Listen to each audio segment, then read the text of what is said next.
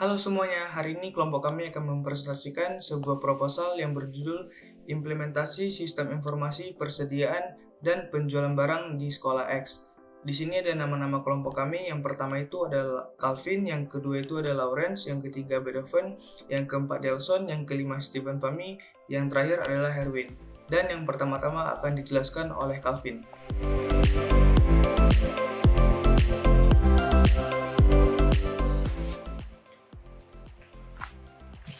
Halo teman-teman, nama saya Calvin, NPM saya 18151006.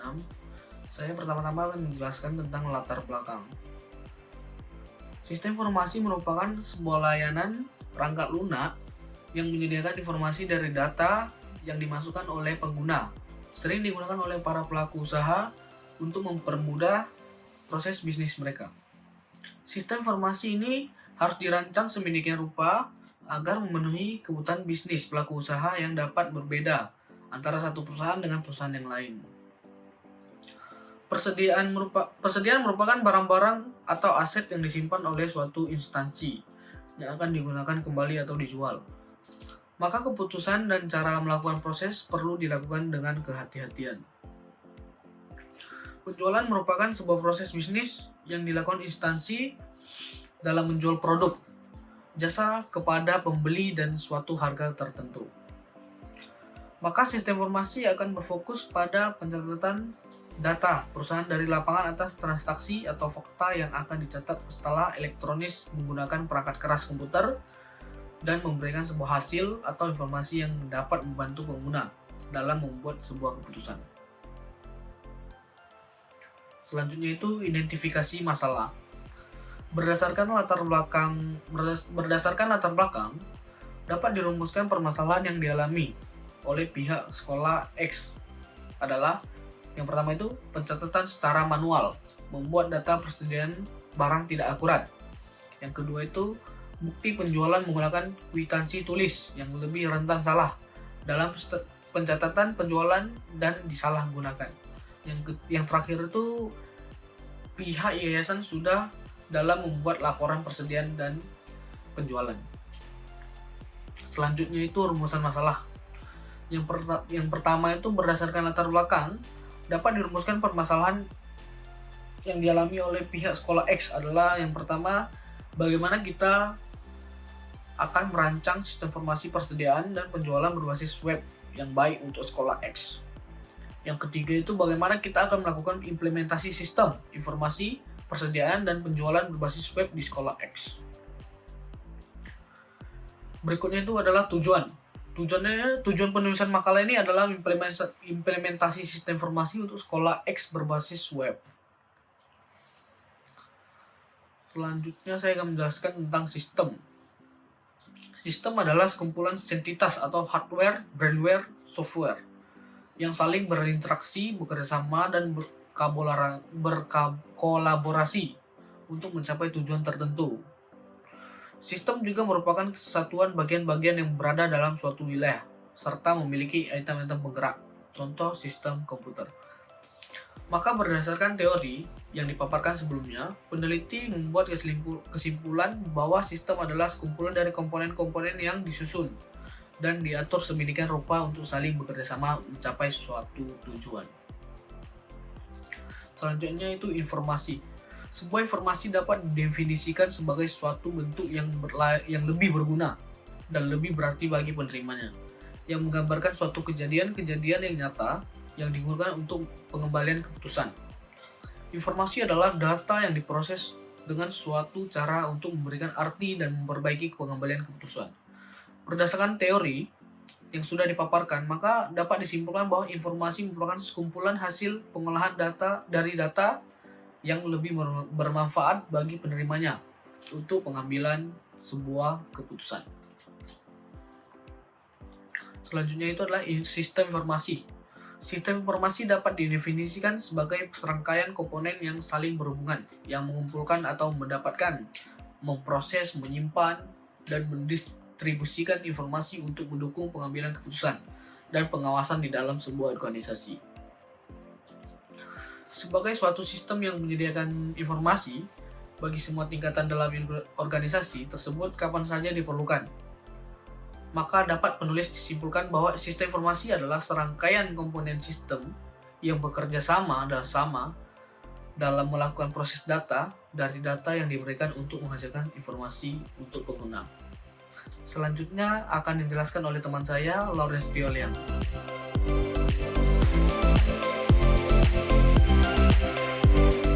Baik, nama saya adalah Lawrence Dioliang.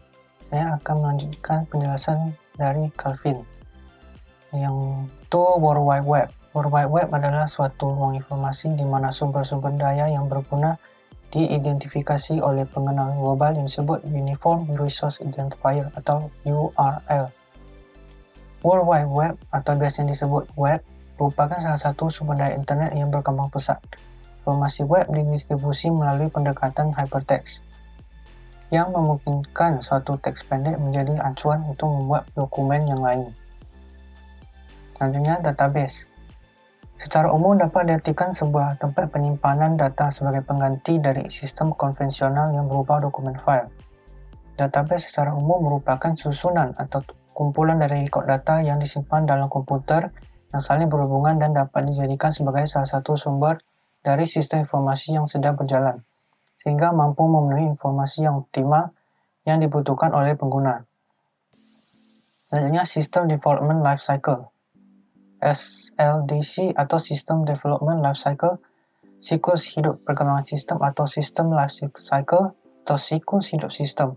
Dalam rekayasa sistem dan rekayasa perangkat lunak adalah proses pembuatan dan pengembangan sistem serta model dan metodologi yang digunakan untuk mengembangkan sistem-sistem tersebut.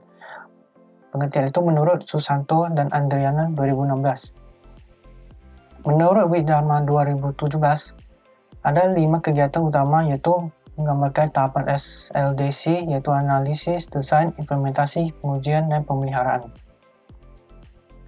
Selanjutnya adalah Unified Model Language atau UML yang merupakan sebuah model perancangan sistem yang mempunyai kelebihan dapat memudahkan developer sistem dalam merancang sistem yang akan dibuat karena sifatnya yang berorientasi pada objek. Menurut M. Teguh Prihandoyo 2018.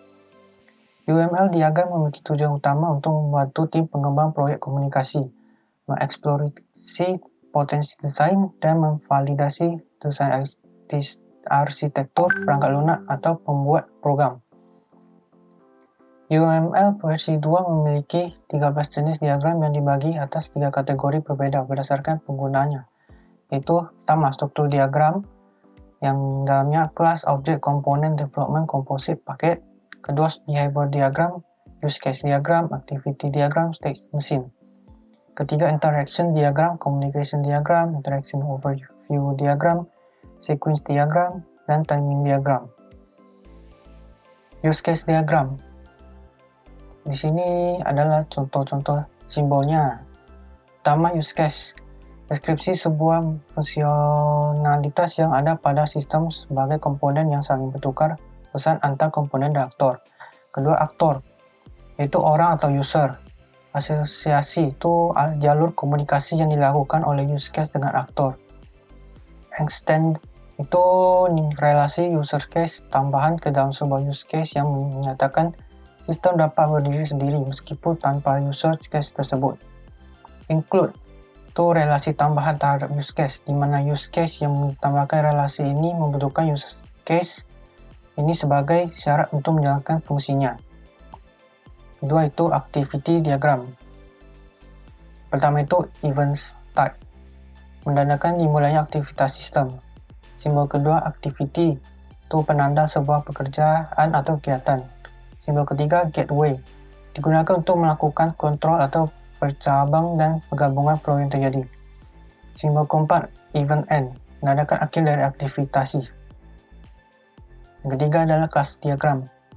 Simbol pertama itu kelas, yang merupakan pembentuk utama yang disebut dari sebuah sistem OOP. Simbol kedua interface, itu penanda atas kumpulan dari suatu operasi dan merupakan implementasi dari kelas. Ini adalah sedikit teori khususnya. Yang pertama itu persediaan. Dapat diartikan sebagai sumber daya menganggur atau idle resource. Sumber daya menganggur ini belum digunakan karena menunggu proses lebih lanjut. Itu menurut Cayana dan kawan-kawan 2012. Dapat disimpulkan pada aset perusahaan atau sumber daya yang menunggu untuk diproses lebih lanjut seperti jual atau dikonsumsi untuk membuat barang atau digunakan dalam rangka operasional. Kedua, penjualan. Menurut Aisyah dan Falketti 2017, penjualan merupakan suatu usaha bisnis dalam menjualkan produk atau jasa untuk mengembangkan strategi pemasaran dalam memperoleh laba dan meningkatkan strategi pemasaran. Kedua, menurut Akbar dan Dahlan 2013, penjualan adalah suatu kegiatan terpadu untuk mengembangkan rencana-rencana strategis yang diarahkan pada usaha pemuasan kebutuhan dan keinginan pembeli guna mendapat penjualan yang menghasilkan laba. 3. Sistem informasi persediaan.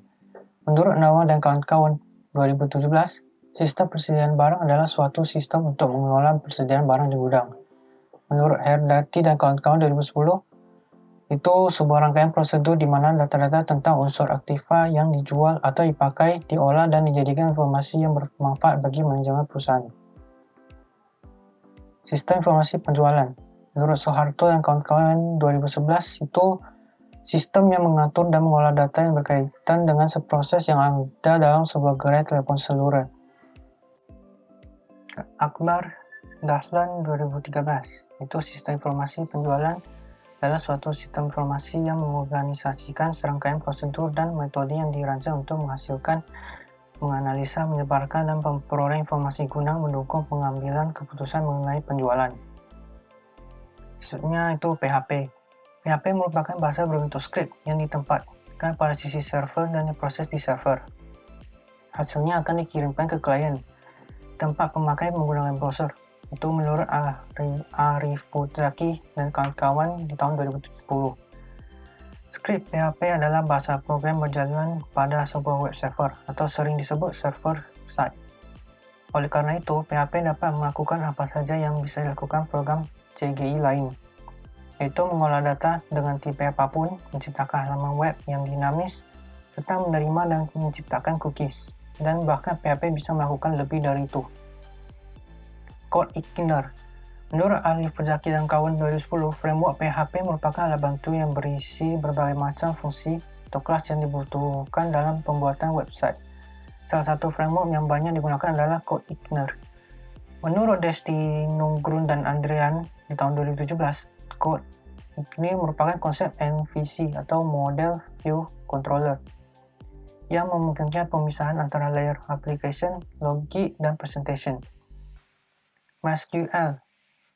MySQL adalah salah satu jenis database server yang menggunakan SQL sebagai bahasa dasar untuk mengakses database-nya.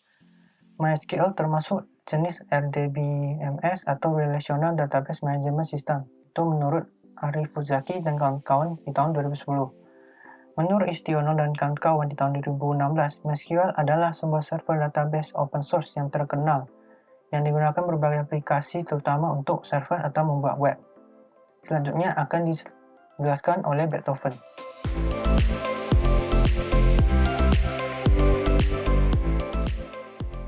Oke, saya Beethoven. Saya akan menjelaskan tentang metode penelitian. Pada metode penelitian, ada desain penelitian. Kami menggunakan metode waterfall.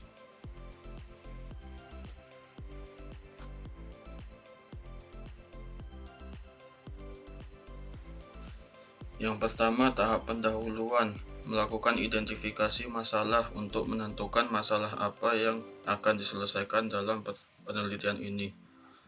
Lalu menentukan ruang lingkup penelitian. Perumusan masalah, sebuah pernyataan penelitian yang akan mendapatkan apa masalah yang terjadi. Lalu menjelaskan tujuan dan manfaat dari sistem yang akan dirancang untuk sekolah X. Berikutnya, pengumpulan data. Akan dilakukan wawancara dan observasi. Lalu perancangan dan coding.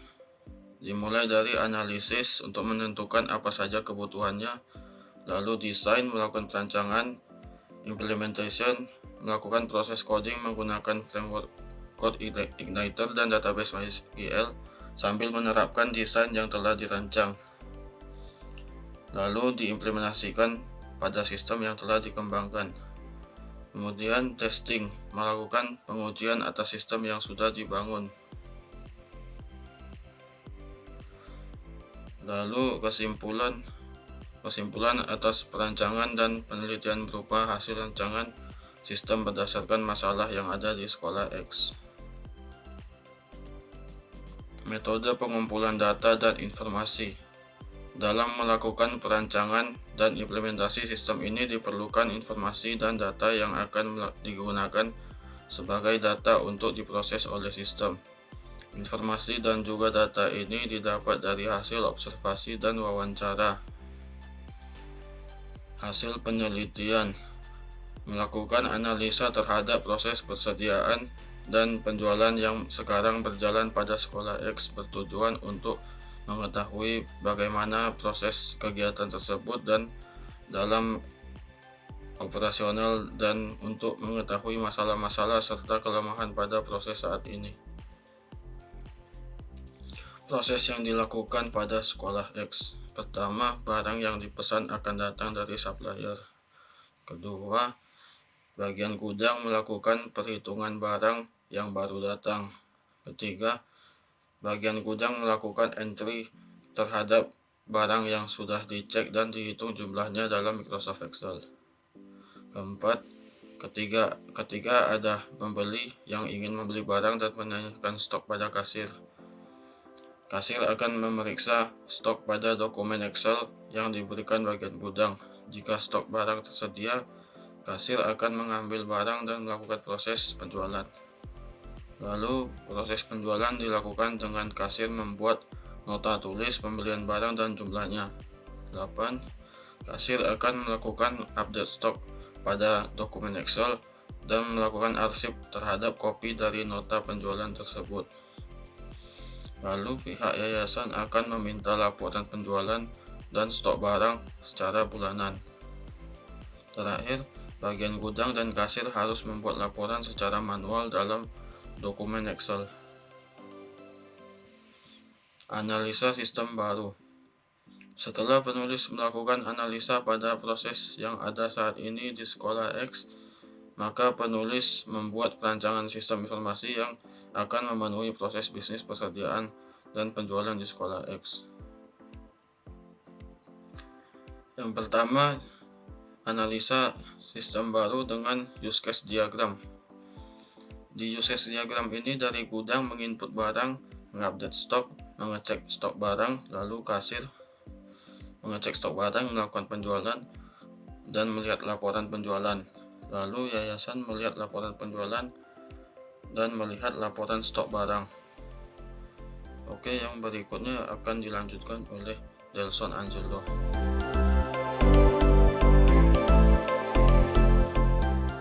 Halo, perkenalkan nama saya Delson. Di sini saya akan membahas tentang activity diagram dan class diagram.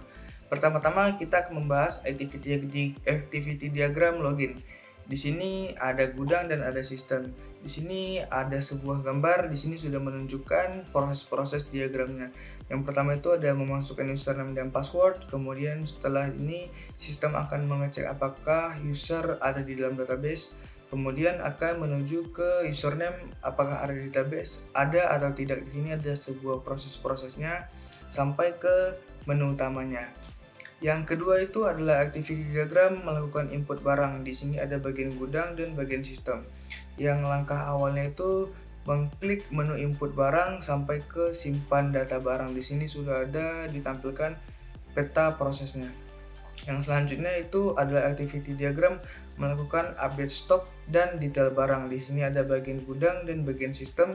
Yang awalnya itu dari mengklik menu input stok barang sampai ke menyimpan data stok barang. Jadi di sini langkah awalnya, di sini ada langkah keduanya menampilkan stok, pencarian barang, kemudian ada menginput nama atau kode barang sampai ke menyimpan data stok barang. Yang selanjutnya itu adalah activity diagram melakukan pengupdatean detail barang. Di sini ada bagian gudang dan bagian sistem. Dari yang awalnya mengklik input stok barang sampai ke menyimpan data barang. Jadi nanti dilakukan secara berulang. Yang selanjutnya di sini ada activity diagram melakukan pengecekan stok barang. Di sini ada bagian gudang atau bagian kasir untuk pengecekan barang dan ada sistem yang untuk membantu memprosesnya.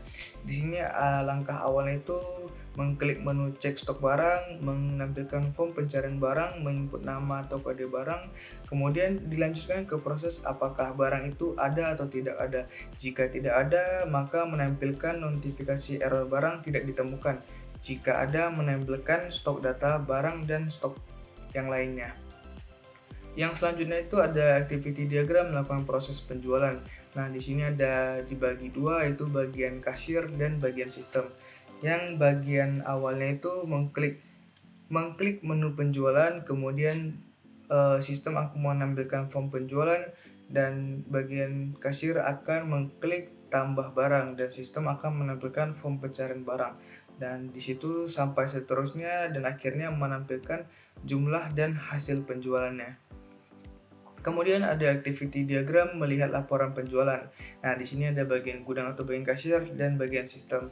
Yang awalnya bagian gudang atau bagian kasir itu mengklik menu laporan penjualan, sistem akan menampilkan form pencarian laporan penjualan, dan bagian gudang atau bagian kasir menginput periode laporan penjualan, sistem akan mengambil data laporan penjualan tersebut, dan nanti gudang atau bagian kasir dapat melihat laporan penjualan. Yang selanjutnya itu ada activity diagram melihat laporan penjualan dan stok barang. Nah, di sini dibagi dua juga, bagian gudang dan bagian kasir. Yang awalnya itu mereka mengklik menu laporan stok barang, kemudian sistem akan menampilkan form pencarian laporan stok barang dan menginput periode laporan. Nah, seperti tadi mengambil data laporan stok barang, kemudian mereka akan mendapatkan laporan stok barang tersebut. Nah, di sini saya akan menampilkan sebuah gambar kelas diagram. Inilah sebuah contoh kelas diagram yang dirancang untuk sistem informasi. Di sini kita bisa lihat tabel-tabelnya. Di sini ada tabel DB user, DB penjualan, DB barang, dan DB transaksi. Baik, sekian dari presentasi saya. Selanjutnya akan bisa dilanjutkan oleh Steven Fahmi. Terima kasih. Halo semuanya, saya Steven. Saya akan melanjutkan penjelasan dari makalah implementasi sistem kita. Baiklah, kita akan masuk di bagian desain rinci. Desain rinci itu memungkinkan kita untuk mengevaluasi pilihan desain dari sistem tersebut dari perspektif UI dan UX-nya agar benar-benar menjadi final sebelum kita menerapkannya pada implementasi sistem, karena ini akan menghemat banyak pekerjaan dalam melakukan implementasi sistem karena sudah final, sudah dievaluasi oleh user, klien, dan developernya. Jadi mereka harus sinkron apa yang akan dimasukkan, apa yang akan ada pada sistem tersebut akan difinalisasikan di sini. Nanti jika ada perubahan itu akan dilakukan perubahan atau update minor terhadap sistem tersebut guna menunjang kebutuhan sistem, kebutuhan kliennya lebih lanjut. Jadi di sini kita akan membuat desain dari sistem tersebut secara baseline ya, apa aja yang ada di dalamnya. Baiklah, kita lihat. Pertama kita mulai dari apa itu rancangan halaman. Rancangan halaman merupakan menu yang akan digunakan oleh user pastinya. Jadi merupakan rancangan halaman menu-menu yang akan tersedia pada sistem kita. Yang pertama adalah halaman login. Oke, ini sangat standar ya. Kita akan disuguhkan dengan title-nya, nama aplikasinya. Lalu akan ada text field, 2 buah text field berupa username dan password. Di sini user akan memasukkan kredensial login dia. Mereka akan melakukan proses login dengan mengklik tombol login tersebut. Lalu, setelah loginnya berhasil, user akan di redirect ke dalam main menu. Di sini kita dapat lihat ada beberapa section yang kita bagi. Pertama, top bar atasnya itu yang berwarna hijau. Top bar tersebut terdapat username atau nama dari si user yang telah login. Di sana nanti akan ada sub menu.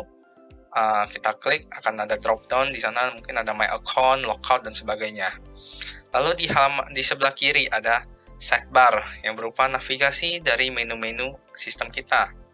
Ada menu apa aja di dalam. Di sana kita dapat melihat menu yang dapat kita akses dari home berupa menu ini, dashboardnya. Lalu ada menu data barang dengan submenu input barang, edit barang,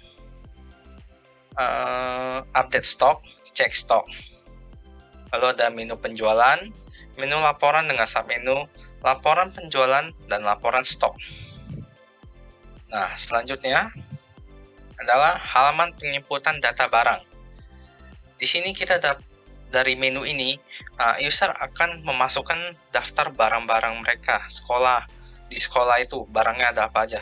Buku, alat tulis, baju seragam, baju dari bajunya, celananya, rok dan sebagainya. Akan dijabarkan di sini jenisnya apa, nanti ada drop down-nya, lalu nama suppliernya dan harga per piecesnya berapa. Selanjutnya adalah menu halaman pencarian barang.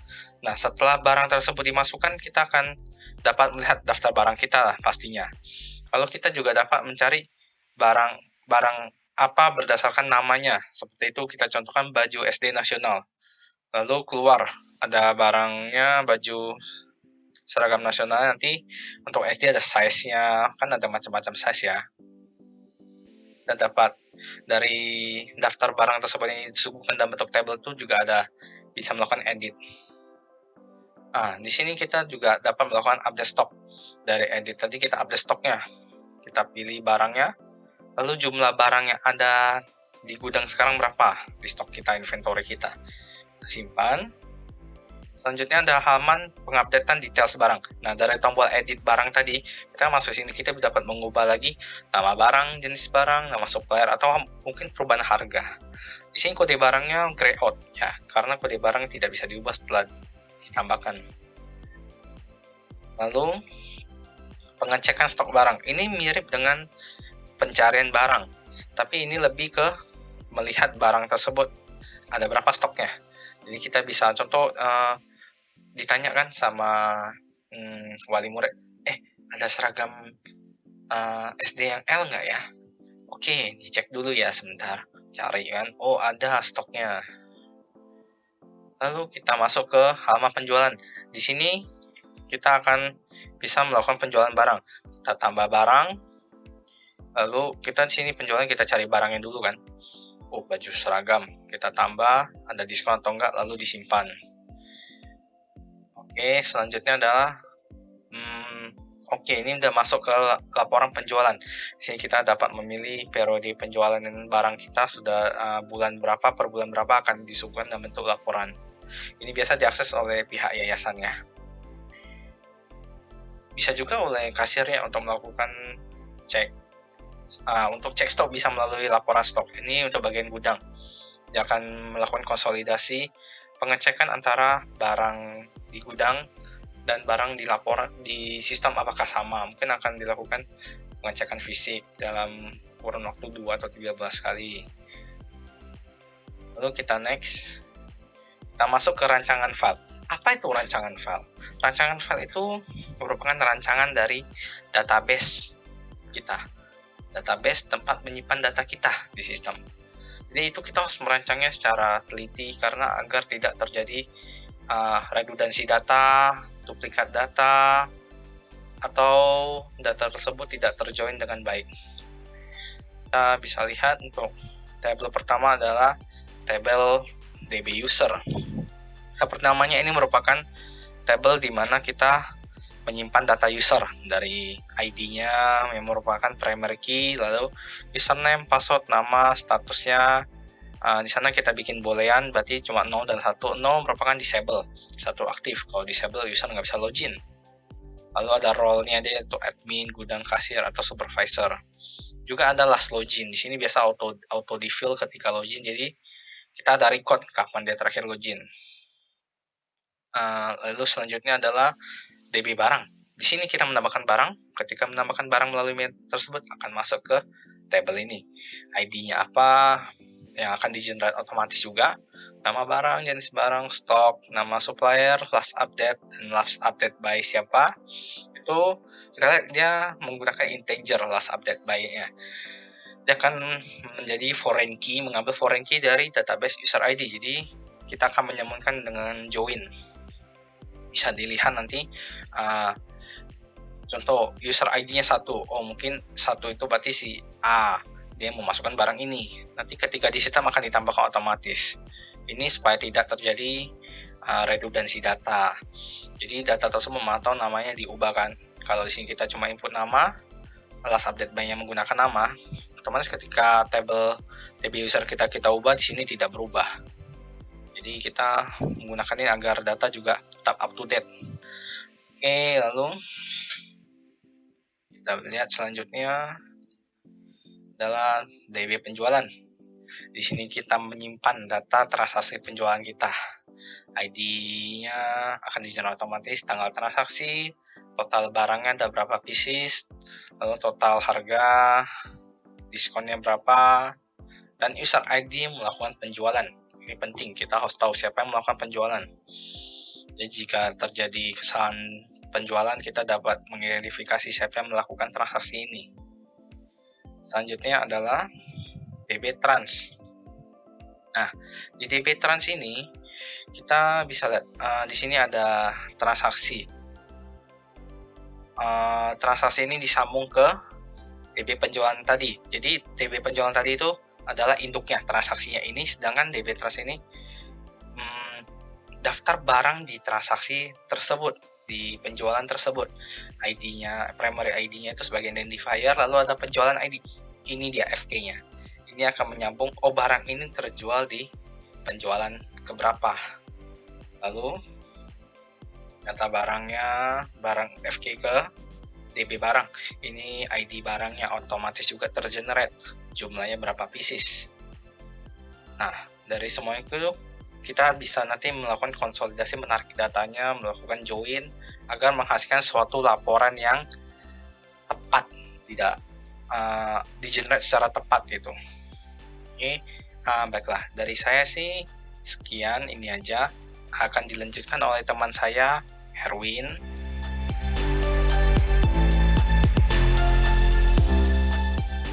Baik, saya akan menjelaskan untuk proposal ini. Saya akan menjelaskan bagian implementasi sistemnya.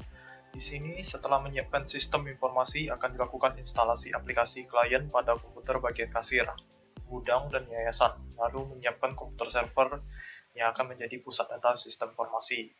Setelah berhasil menginstal aplikasi pada komputer klien, selanjutnya kita akan melakukan training terhadap user yang akan memakai sistem informasi agar mengerti bagaimana cara mengoperasikan paket sistem informasi ini. Lalu next-nya, setelah sistem informasi sudah berjalan dan dipakai oleh klien, kita harus melakukan evaluasi kembali terhadap sistem untuk melihat apakah proses sistem sudah sesuai dengan proses bisnis user, apakah ada bug dan kesalahan dalam sistem. Kita juga harus meminta feedback dari user yang langsung memakai sistem ini. Maka hasil dari evaluasi tersebut kita dapat melakukan perencanaan pengembangan lebih lanjut terhadap sistem. Kemudian kesimpulan dan saran dalam proposal ini ada dua kesimpulan. Pertama itu dengan rancangan sistem informasi, persediaan dan penjualan pada sekolah X, proses bisnis persediaan dan penjualan akan menjadi lebih mudah dan informatif, sehingga akan membuat proses pendataan stok dan penjualan barang lebih cepat dan akurat, juga memudahkan dalam membuat laporan kepada pihak yayasan. Kemudian ada melakukan implementasi sistem dan mengevaluasi kembali hasil kerja atau performa sistem untuk mendapatkan feedback user untuk dapat mengembangkan sistem lebih lanjut. Kemudian sarannya, dalam proposal ini, sistem dapat dibangun dan diletakkan pada server hosting agar ketika mengakses laporan dapat dilakukan secara remote atau jarak jauh. Perlu diterapkan hak akses lebih mendalam agar tidak terjadi penyalahgunaan data. Kemudian ada penerapan autentikasi login, dapat ditambahkan captcha dan log untuk mencatat kapan user melakukan login dan dari mana login ke sistem dilakukan untuk menghindari aktivitas hacking apabila sistem dipasang secara online. Sekian saja proposal ERP ini. Jika ada kesalahan kata, mohon maaf. Sekian dan terima kasih.